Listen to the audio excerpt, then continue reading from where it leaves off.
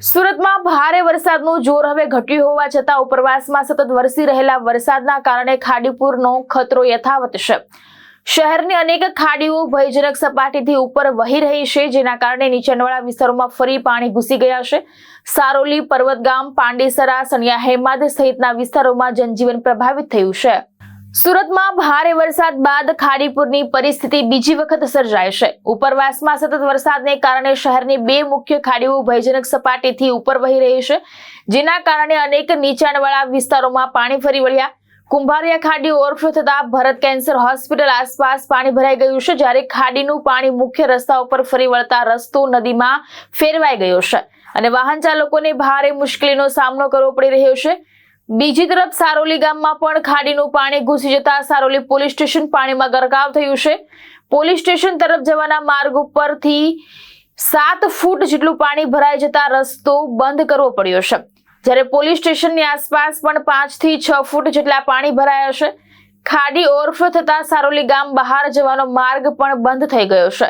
શહેરમાં હાલમાં પર્વતગામ, પર્વતપાટિયા, લિંબાયત, મીઠી ખાડી, સણિયા હેમાદ, પાંડેસરા સહિતના નીચાણવાળા વિસ્તારોમાં ખાડીપુરનું પાણી ફરી વળ્યું છે। ભારે વરસાદનું રેડ એલર્ટ પૂર્ણ થયા બાદ વરસાદનું પ્રમાણ ઘટ્યું હોવા છતાં ઉપરવાસમાંથી સતત આવી રહેલા પાણીના કારણે સ્થિતિ યથાવત છે। ઉપરવાસમાં વરસાદનું જોર ઘટશે ત્યારે જ પાણીનો નિકાલ થવાની શક્યતાઓ છે। આ દરમિયાન સુરતનું સાયબર પોલીસ સ્ટેશન પણ પાણીમાં ગરકાવ થયું છે।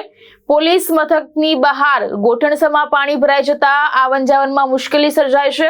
બીજી તરફ પાંડેસરાના કૃષ્ણનગર વિસ્તારમાં પાણીનું સતત સ્તર વધતા અનેક પરિવારો ફસાયા હતા। પરિસ્થિતિને ધ્યાનમાં રાખીને ફાયર વિભાગે તાત્કાલિક રેસ્ક્યુ ઓપરેશન શરૂ કર્યું હતું।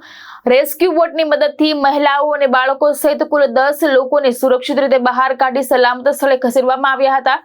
તંત્રના જણાવ્યા મુજબ અગાઉથી નીચાણવાળા વિસ્તારોના લોકોને સ્થળ ઉપરથી ખાલી કરાવવા સૂચનાઓ આપવામાં આવી હતી, છતાં કેટલાક લોકોએ સૂચનાની અવગણના કરતા તેઓ ખાડીપુરના પાણીમાં ફસાઈ ગયા હતા। પાણીના સ્તરમાં સતત વધારો થતા ફાયર વિભાગે સમયસર બચાવ કામગીરી પણ હાથ ધરી છે અને ફસાયેલા લોકોને સુરક્ષિત સ્થળે પહોંચાડ્યા હતા અને કાલ બપોરથી જ SDRF અને NDRFની ટીમો પણ તૈનાત કરવામાં આવી છે। ખાડીપુરના કારણે શહેરના અનેક માર્ગો ઉપર વાહન વ્યવહાર ખોરવાયો છે અને જનજીવન પર પણ વ્યાપક અસર જોવા મળી રહી છે।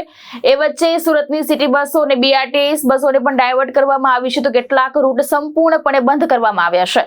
તંત્ર દ્વારા લોકોને બિનજરૂરી બહાર ન નીકળવા અને પાણી ભરાયેલા વિસ્તારોમાં અવરજવર ટાળવા અપીલ કરવામાં આવી છે। ભાવેશ ઉપાધ્યાય, દ્રષ્ટિકોણ ન્યૂઝ, સુરત।